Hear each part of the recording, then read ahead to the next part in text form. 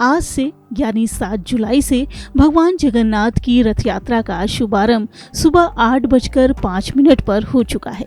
हर साल आषाढ़ मास के शुक्ल पक्ष की द्वितीया को ओडिशा के पुरी में प्रभु की भव्य रथ यात्रा का आयोजन किया जाता है।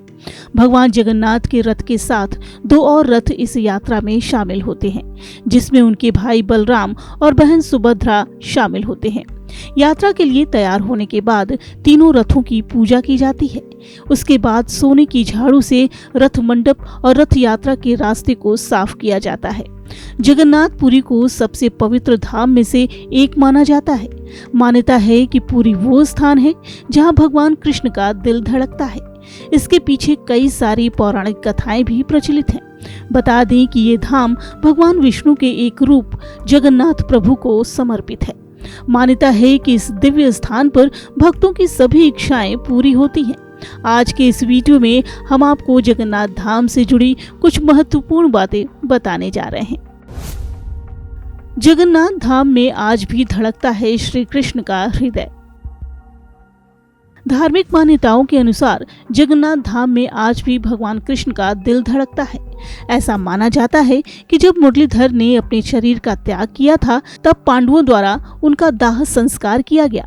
शरीर के जलने के पश्चात भी कान्हा का हृदय नहीं जला, जिस कारण पांडवों ने उसे पवित्र नदी में प्रवाहित कर दिया। जल में प्रवाहित हृदय ने एक लट्ठे का रूप ले लिया था। भगवान श्री कृष्ण ने राजा इंद्रद्युम्न को स्वप्न में इसकी जानकारी दी। राजा ने लट्ठे से भगवान जगन्नाथ, बलभद्र और सुभद्रा जी की मूर्ति को बनाने का निर्माण कार्य विश्वकर्मा जी को सौंप दिया। क्यों अधूरी है जगन्नाथ धाम की तीनों मूर्तियां? पौराणिक कथाओं के अनुसार प्रतिमा को बनाने से पहले राजा इंद्रद्युम्न के समक्ष विश्वकर्मा जी ने एक शर्त रखी थी कि जहां वो मूर्तियों का निर्माण कार्य करेंगे वहां कोई भी नहीं आएगा। यदि कोई वहां आता है तो वो मूर्तियों को बनाने का काम बंद कर देंगे। भगवान विश्वकर्मा की बात राजा ने तुरंत मान ली। इसके बाद विश्वकर्मा जी उन मूर्तियों को बनाने में लग गए। वहीं उनके इस दिव्य कार्य की आवाज दरवाजे के बाहर तक आती, जिसे सुनकर राजा संतुष्ट हो जाते थे। लेकिन एक दिन अचानक से ये आवाजें आना बंद हो गईं। राजा को लगा कि मूर्तियों का निर्माण कार्य पूरा हो चुका है और उन्होंने दरवाजा खोल दिया। शर्त के अनुसार दरवाजा खुलते ही विश्वकर्मा भगवान वहां से ओझल हो गए, जबकि प्रतिमाएं अभी तैयार नहीं हुई थी। ऐसा माना जाता है कि तभी से ये मूर्तियां अधूरी हैं और इन तीनों मूर्तियों के हाथ, पैर और पंजे नहीं हैं। 100 यज्ञों के बराबर मिलता है पुण्य फल।